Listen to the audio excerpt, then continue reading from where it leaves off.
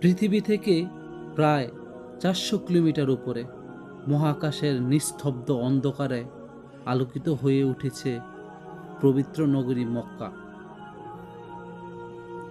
আন্তর্জাতিক মহাকাশ station international space station থেকে ধারণ করা এক অসাধারণ ছবি ধরা পড়েছে এই দৃষ্টিনন্দন দৃশ্য।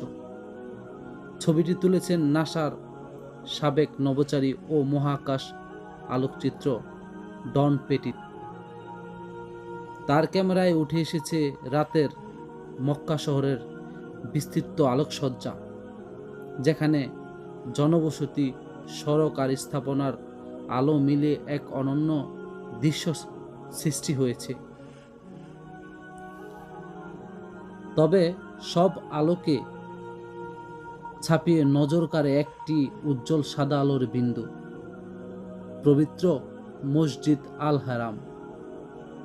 এর কেন্দ্রস্থলে অবস্থিত কাবা শরীফ।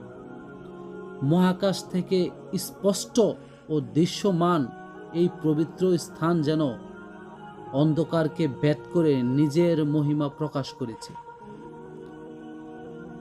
বিশেষজ্ঞদের মতে মসজিদুল হারামের শক্তিশালী আলোকসজ্জা এবং সাদা মার্বেল পাথরের প্রতিফলনের কারণে এই এলাকা মহাকাশ থেকে এত উজ্জ্বল দেখায়।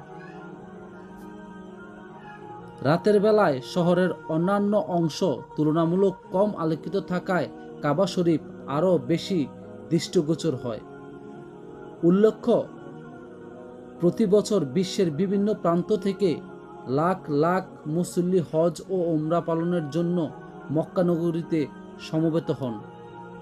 দিন রাত ২৪ ঘন্টায় কাবা ঘিরে চলে তাওয়াফ ও ইবাদত, যা এই স্থানকে করে তোলে পৃথিবীর অন্যতম ব্যস্ততম ধর্মীয় কেন্দ্র।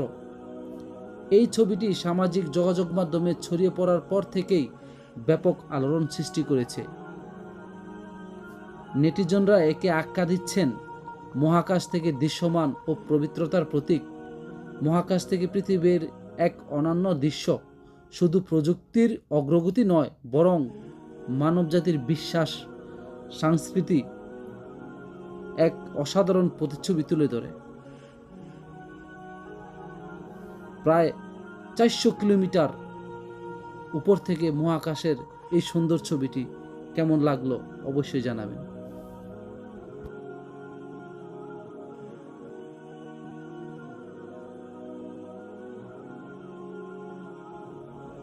Parvez Ahmed, news desk.